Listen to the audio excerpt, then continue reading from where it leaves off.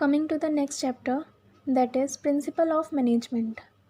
So, students, what do you mean by Principle of Management? Principle of Management are broad and general guidelines for decision making and behavior of managers. Principle help manager to take decision while performing the function like planning, organizing, staffing and directing, controlling. It means that principles help करते हैं manager को decision लेने में like planning कैसे करनी है, organising, staffing, directing and controlling कैसे करने हैं functions. Next, what are the features of management principle? So there are some features. First, that is general guidelines. The principle of management are general guidelines to managerial action. For example, in dealing with the situation of conflict between two departments, a manager may emphasize the primacy of overall goals of the organization. Suppose two departments के बीच conflict है, problems हैं, तो ये management principle के guidelines help करते हैं manager को कि how to solve that problem. Next, formed by practice and experimentation. Management principles are not developed overnight. They are formed on the basis of observation and experimentation and also personal experience of manager. तो ये जो principal है वो रातों रात तो बनते नहीं, ये मैनेजर के पर्सनल एक्सपीरियंस के थ्रू बनते हैं कि कैसे उसके पास्ट एक्सपीरियंस रहे हैं, how to solve the problem based on the particular situations. Next, contingent. The application of management principle is contingent and dependent upon the prevailing situation at a particular point of time. Like मैंने अभी कहा कि जैसे कोई भी situation के basis में हमें कैसे प्रॉब्लम सॉल्व करनी है, उसी के बेसिस में हमारा प्रिंसिपल ऑफ मैनेजमेंट वर्क करता है. तो जो मैनेजमेंट प्रिंसिपल है वो डिपेंड करता है हर एक सिचुएशन में कि कैसा प्रॉब्लम है, उसी के बेसिस में हम सॉल्व कर सकते हैं प्रॉब्लम को. Like for example, employees deserve fair and just remuneration, but what is just and fair is determined by the multiple factors like contribution of the employee, paying capacity of employer. जैसे हम employees को salary provide कर रहे हैं, but हम कैसे salary provide करेंगे वो डिपेंड करता है कि एम्प्लॉय ने कितना कैपेसिटी अपना दे के काम किया है, उसी के बेसिस में हम उसे सैलरी प्रोवाइड करेंगे. Next, flexible. Management principles are not rigid prescription which has to be followed absolutely. They are flexible and can be modified by the manager when the situation so demand. जो principal of management है, हम उसे मतलब एक बना लिया तो उसके बाद हम चेंज कर सकते हैं. ये ऐसे कोई पर्टिकुलर रूल नहीं है कि हमने एक बार बना लिया तो उसे चेंज नहीं कर सकते. जब जैसा सिचुएशन डिमांड करेगा हम उसी के बेसिस में हम अपना प्रिंसिपल ऑफ मैनेजमेंट यूज़ कर सकते हैं. It is not rigid. We can change and modify whenever the situation so demand. Next, universal applicability. University of management principle means that the principle of management are applicable to all the types of organization, business as well as non-business, small as well as large, public sector as well as private sector, manufacturing as well as service sector. Like जो principal of management है हर business में, हर small और large, हर type के business में work करता है, क्योंकि problems हर department में आती है, तो प्रिंसिपल हर डिपार्टमेंट में चाहिए होंगे उन्हें सॉल्व करने के लिए. तो it is universal applicability. Next, cause and effect relationship. For example, division of work leads to specialization. Just and equitable remuneration of employees will ensure good relations between worker and management. Like अगर हम उसमें work अच्छे से divide करके उसे special वे में करेंगे तो हर किसी के बर्डन कम होगा और जिससे वर्कर और मैनेजर दोनों हैप्पी रहेंगे, जिससे उन दोनों का रिलेशनशिप भी इम्प्रूव रहेगा. Next, behavioral. Management principles are mainly behavioral in nature because they aim at influencing the behavior of human beings. Management principle basically human behavior में work करता है कि how to influence the behavior of human being. So, students, what are the importance of management principle? First, it provides manager with useful insight into real world situation. Principle of management increase their knowledge, visual and understanding of managerial situation and circumstances. Like principle of management help करता है manager को कि how to deal with the real world situation problems. Next, optimum utilization of resource and effective administration. Optimum utilization of resource means that the human and material resource should be put to use in such a manner that they should give maximum benefit and minimum cost. कि हमें human resource को ऐसे use करना है कि उनसे हमें maximum benefit मिले with in the minimum cost. Next, scientific and thoughtful decision. Management principle help in scientific decision making because the management decision taken on the basis of principle are free from bias and prejudice. Like जो principle of management होते हैं वो free from bias, इसमें कोई biasness नहीं होती, so it helps in scientific decision. Meeting changing environment requirements. Principle of management helps the manager in meeting changing environment requirement because they can be modified according to the changes taking place in the environment. It is because principle of management are flexible in nature. Like मैंने अभी कहा था कि जैसे principle of management help करता है manager की कि how to deal with the situation, कि कैसा problem है. तो हर situation जैसा भी environment होगा उस type के requirements में manager को help करता है कि how to deal with it. It is flexible in nature. Next, fulfilling of social responsibility. Management principle are also guide to manager to perform social responsibility. कि manager को help करते हैं कि how to perform the social responsibility, like how to give employees a particular good remuneration and how to educate them and how to provide them equality. Next, management training education and research. Management principle management training education और research में भी help करता है. जैसे कि अगर हमें management institute में एडमिशन चाहिए then we have to clear the management aptitude test. तो हमें मैनेजमेंट एप्टीट्यूड टेस्ट क्लियर करने के लिए हमें फुल फ्लेज नॉलेज होनी पड़ेगी कि कितनी कैसी मैनेजमेंट प्रिंसिपल होती है. Next, there is a Fayol principle of management. Division of work and specializations. First of all, who is Fayol? What is the name of Henry? Full name Henry Fayol. So students, first is division of work. Henry Fayol says that कि हमें एक जो big task को small task में divide कर लेना चाहिए and then हर एक स्मॉल टास्क को एक पर्टिकुलर स्पेशलिस्ट के हाथों सौंप देना चाहिए कि उसे फिर एक स्पेशलिस्ट वे में उसे काम पूरा करके दे. जब पूरा काम हो जाएगा तो वो हर एक काम अच्छे से स्पेशल वे में होगा जिससे हमारा जो वर्क होगा एक बहुत स्पेशल तरीके से होगा जिसमें बहुत सारा ह्यूमन एफर्ट यूज़ हुआ होगा, most efficient way. Next, authority and responsibility. So students, authority means that जो हमें ऑर्डर्स देता है. तो authority is of two types, official authority and personal authority.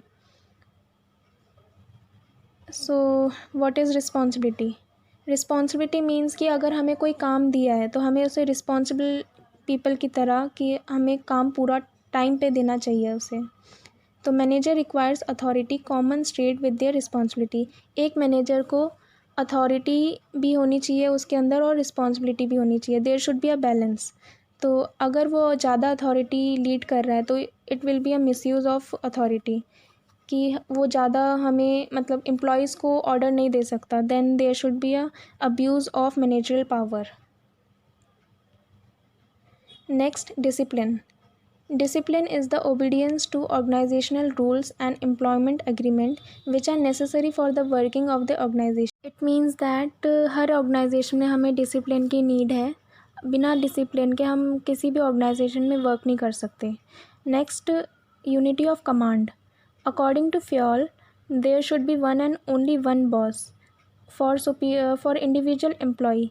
Like अगर हम मल्टीपल बॉस के अंडर में वर्क करेंगे then there should be a confusion और उसमें हमारा वर्क ख़राब हो जाएगा. तो हमें ओनली वन बॉस के अंडर में काम करना चाहिए. Dual subordination should be avoided to prevent confusion regarding task to be done. Next, unity of direction. Unity of direction states that all the units of an organization should be moving towards the same objective through coordination and focused efforts. Like इसमें हमें हर एक unit को एक ही same गोल की तरफ जाना चाहिए, same objective with a coordination and focus. हमें ये फॉलो करना चाहिए like one head and one plan, एक सुपीरियर एंड एक ही गोल. This ensures unity of action and coordination. Next, there is subordination of individual interest to general interest. It means that according to this principle, the interest of the organization should take priority over the interest of any one individual employee. Like किसी भी एक employee की individual interest होगा तो उसे मद्देनज़र रखते हुए हमें एक ऑर्गेनाइजेशन के प्रायोरिटी को हमें इंटरेस्ट को प्रायोरिटी बनानी चाहिए. Next is the remuneration of employees.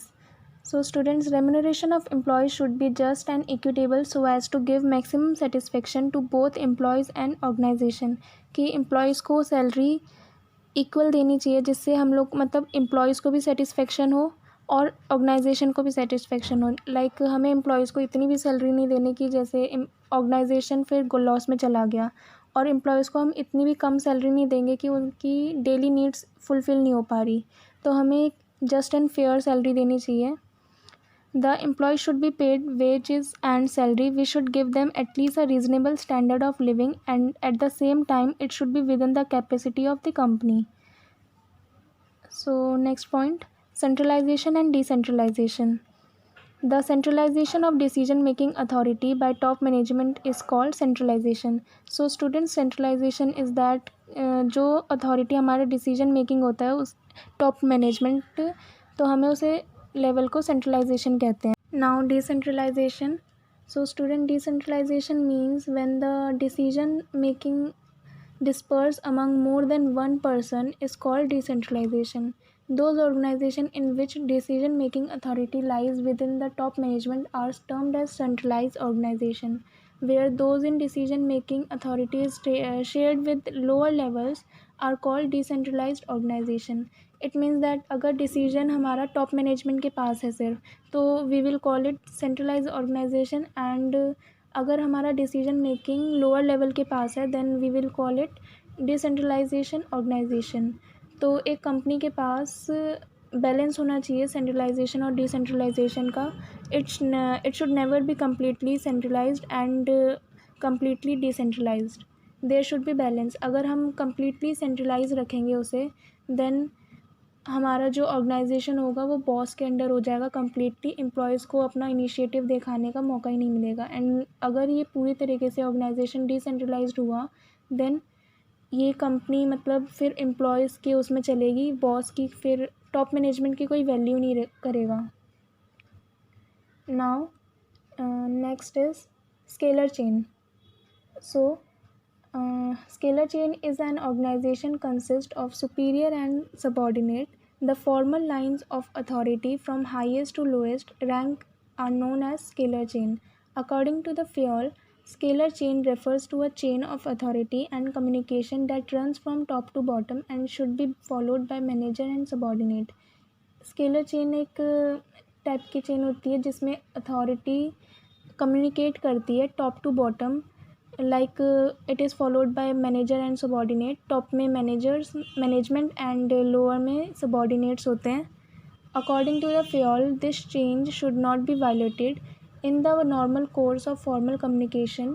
However, if there is an emergency, then subordinate can directly contact top management through gangplank. If in case हमारी कोई इमरजेंसी हो गई और सबॉर्डिनेट को डायरेक्ट इमरजेंसी में हमें मैनेजमेंट को कांटेक्ट करना है, then they can directly use the gangplank. Gangplank is used in emergency case only. Next, order. The principle of order states that there should be place for everything and everyone in an organization, that the thing or person should be found it in the allotted place. Like according to Fayol, like कि हर एक material and people उन अपने ही जगह में उन्हें allotted place में found होने चाहिए. अगर वो अपने जगह में नहीं है, then we have to find them, and इसमें हमारा टाइम वेस्ट हो जाएगा. तो according to the Fayol people and material must be in suitable place at appropriate time for the maximum efficiency. Next, equity. According to the fuel, good sense and experience are needed to ensure fairness to all employees who should be treated as early as possible. This principle emphasizes kindliness and justice in the behavior of managers toward workers. There should be no discrimination on account of sex, religion, language, belief, nationality, and caste. हमें हर employees को equal वे में लेना चाहिए, किसी भी employees के साथ हमें डिस्क्रिमिनेशन नहीं करना चाहिए on account of sex, religion, female है या मेल है, कैसा रिलीजन है, लैंग्वेज कैसी है, हमें उनको डिस्क्रिमिनेट नहीं करना चाहिए. Now next point is stability of personal. According to this principle, employees once selected should be kept at their post or position for the minimum fixed tenure. In other words, they should have stability of tenure. They should be given reasonable time to show result. It means that student की हमें employees को एक minimum time देना चाहिए अपना result show करने के लिए. अगर उसने अपना talent show ही नहीं किया उससे पहले हमने उसको reject कर दिया, then उस employee के साथ अच्छा नहीं होगा. Next is initiative. Initiative means taking the first step with self-motivation. It is thinking out and executing the plan within the prescribed limit of authority. It means that student की हमें initiative लेना चाहिए और manager को हमेशा motivate करते रहना चाहिए अपने employee को that they should take initiative to carry out the plans. According to the fuel, workers should be encouraged to develop and carry out their plans for improvement. A good company has an employee suggestion system whereby suggestion or initiative which results in substantial cost or time reduction is rewarded. Her employee को एक encourage करना चाहिए manager के through कि उन्हें carry out करे plan को और इम्प्रूवमेंट लाए उस प्लान में. हर कंपनी में एक एम्प्लॉय सजेशन सिस्टम होना चाहिए जिसमें एम्प्लॉय को इनिशिएटिव लेने का मौका मिले, और अगर वो इनिशिएटिव ले रहा है देन मैनेजर को उसे रिवॉर्ड भी करना चाहिए न कि वो अगले टाइम भी नेक्स्ट टाइम भी वो इनिशिएटिव लेके एक अच्छा सा प्लान कैरी आउट करे. Next, spirit the corps. Spirit the corps means unity is strength. According to the fuel, management should promote a team spirit of unity and harmony among employees to realize organization objective. हर management में unity बहुत important है, without unity हम work ही नहीं कर सकते. According to the Fayol that कि management should promote a team spirit. Management को हमेशा टीम स्पिरिट प्रमोट करते रहना चाहिए कि हमें हमेशा एक साथ काम करना है. A manager should respect I with we. हमें आई को यूज़ नहीं करके हमें वी यूज़ करना चाहिए कि we will work together. It will foster a team spirit. Next is F.W. Taylor. So who is F.W. Taylor? F.W. Taylor के भी कुछ साइंटिफिक मैनेजमेंट प्रिंसिपल्स हैं. Like scientific management implies the application of science to management. जिस principle में हमारा science use हुआ है. It means conducting business activities according to standardized tools, method, trained personnel in order to increase the output, improve their quality and reduce the cost waste. इसका मतलब है कि business activity में हमें हमेशा स्टैंडर्डाइज टूल और मेथड के और ट्रेन पर्सोनल का यूज़ करना चाहिए ताकि हमारा जो आउटपुट हो वो बहुत इम्प्रूव क्वालिटी का हो और without any maximum cost. There should be reduce in cost and waste. So, what are the principle of scientific management? First principle says that science not a rule of thumb. Taylor believed that there was only one best method to maximize efficiency. This method can be developed through scientific study and analysis of each element of a job. The method so developed should substitute rule of thumb throughout the organization. It means that student की हमें हमेशा एक best method use करना चाहिए अपना पूरा गोल complete करने के लिए. और next is harmony and not Discord. Factory system of in production implies that managers serve as a link between owner and worker. Since manager get work done from the worker, there always exists possibility of kind of class conflict the manager versus worker. हमेशा हर company में हम देखते हैं कि manager और workers में conflict हैं, तो हमें हमेशा यूनिटी में वर्क करना चाहिए क्योंकि मैनेजर और वर्कर्स जब तक हम यूनिटी में काम नहीं करेंगे देन हमारा काम अच्छे से नहीं होगा. Mental revolution involves change in attitude of workers and management towards one another from competition to cooperation. हमें वर्कर और मैनेजमेंट को कंपटीशन नहीं करना, हमें एक साथ काम करके कॉपरेशन करना चाहिए एक दूसरे के साथ. Both should realise that they work one another. Both should aim to increase the size of surplus this world, eliminate the need for any aggregation. In such a situation even trade union will not think of going on strike etc. मैंने workers को कभी भी strike वगैरह का think नहीं करना चाहिए, क्योंकि इससे मैनेजमेंट का बहुत ज़्यादा लॉस हो जाता है, उसके मार्केट वैल्यू बहुत ज़्यादा डाउन हो जाती है, फिर उनका सरप्लस भी बहुत लॉस में आ जाएगा. तो मैनेजमेंट और वर्कर को हमेशा एक दूसरे के साथ यूनिटी में काम करना चाहिए. Next, cooperation and individualism. Same principal.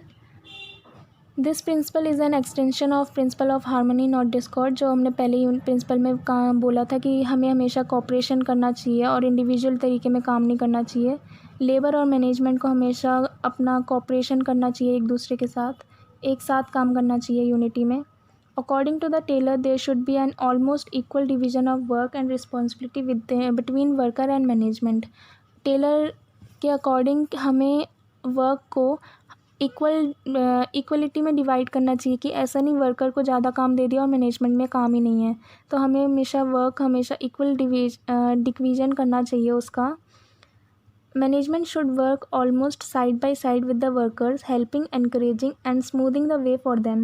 Management को हमेशा वर्कर्स की हेल्प करना चाहिए, उन्हें एनकरेज करना चाहिए ताकि उनका काम हमेशा स्मूथली हो जाए.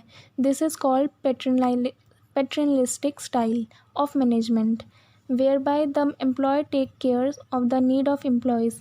कि जिसमें एम्प्लॉय टेक केयर करता है कि एम्प्लॉयज़ को क्या क्या चीज़ की ज़रूरत है, इसको हम पैटर्नलिस्टिक स्टाइल कहते हैं. Then last is development of each and every person to his or her greatest efficiency and prosperity. Industrial efficiency depends to a large and extent on personal competitions. Taylor was the view that the concern for efficiency could be built in right from the process of employee selection. Each person should be scientifically selected, then works assigned should suit his her physical, mental and intellectual capacity. कि हमें हमेशा employees को अच्छे से select करके उसे रखना चाहिए कंपनी में और उसका हमेशा मैक्सिमम एफिशिएंसी में उसका यूज़ करना चाहिए कि ह्यूमन रिसोर्स अच्छे से यूज़ हो सके. और उसे जब हमने सेलेक्ट किया है तो हमें उसे साइंटिफिकली सेलेक्ट करना चाहिए कि वो उस जॉब के लिए, पर्टिकुलर जॉब के लिए सूटेबल है या नहीं है, फिज़िकल, मेंटल और इंटेलेक्चुअल कैपेबिलिटी है या नहीं है उसके अंदर. तो हमेशा उसे और हर वे में उसे डेवलप करना चाहिए हर पॉइंट ऑफ टाइम में. Next, there are some techniques of scientific management. First technique is functional foremanship. Functional foremanship is an extension of principle of division of work and specialization. जैसे हमने एक प्रिंसिपल्स पढ़े थे division of work and specialisation की, हमें work को divide कर देना चाहिए छोटे छोटे पार्ट्स में और उसे हर एक स्पेशलिस्ट को सौंपना चाहिए जिससे हमारा काम एक स्पेशलिस्ट वे में हो सके. Next is standardization and simplification of work. Standardization of work refers to a process of setting standards for every business activity. It can be standardization of process, raw material, time, product, machinery, method of working condition. Simplification work aims at eliminating superfluous varieties, size and dimension of product. It implies reduced inventory, fuller utilization of equipment, increased turnover. हमें मतलब काम को एक अच्छे standardise raw material, time, product इन सब के under करना चाहिए और हर एक जो हमारा गोल है उसे विद इन द टाइम और पूरे अच्छे से इक्विपमेंट यूज़ करके और टर्नओवर इंक्रीज़ करके हमें पूरा काम करना चाहिए, हमें गोल पूरा करना चाहिए. Next is work study. Work study is of 4 type: method study, motion study, time study and fatigue study. Method study is the objective of method study is to find out one best way of doing the job so as to minimize the cost of production and maximize the quality. कि हमें एक ऐसा वे ढूंढना है जिसमें हमारा cost जो हो मिनिमाइज़ हो और जो क्वालिटी हो और मतलब जो गोल आए, उसका प्रॉफिट आए, वो हमारा हाई आए और जिससे कस्टमर को भी सेटिस्फेक्शन मिले, क्योंकि it is the main goal, किस हमारे जो कस्टमर है वो सेटिस्फाई हो. Next is motion study. It is a technique of studying the movements that are necessary for doing a well-defined job.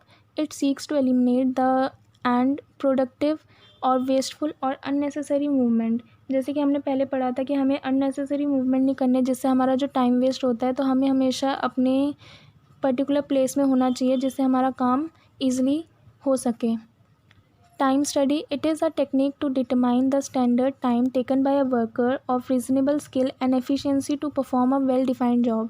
कि एक वर्कर कितना टाइम ले रहा है अपने जॉब कंप्लीट करने में. It helps in deciding the number of worker to be employed, frames to a suitable incentive scheme, determine labor cost. हमें इससे ये भी पता चलता है कि हमारा कितने लेबर कॉस्ट लग रहा है, कितने with in the time period हमारा वो काम पूरा हो रहा है. The method of time study will depend upon volume and frequency of task and the cycle time of the operation and time measurement cost. इसमें हम टाइम मेजर करते हैं कि हमारा कितने टाइम पीरियड में एक वर्कर ने काम पूरा करके दिया है. Next, fatigue study. The objective of fatigue study is to determine the amount of frequency of rest intervals is completely the task.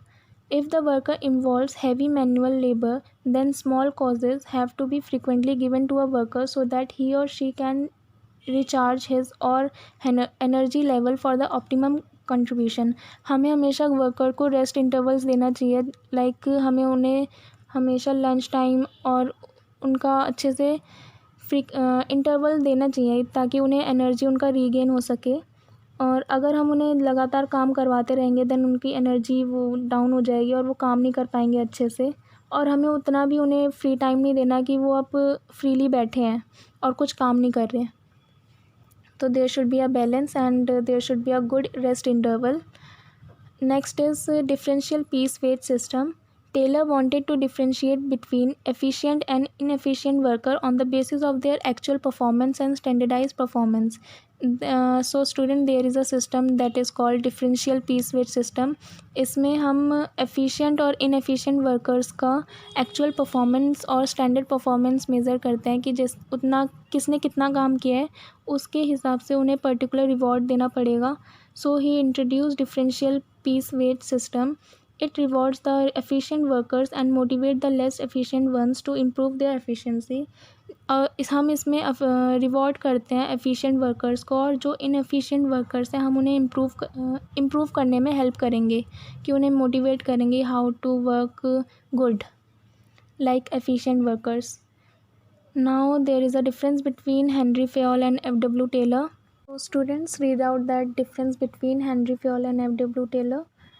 And we will meet again in the next video of chapter 3, business environment.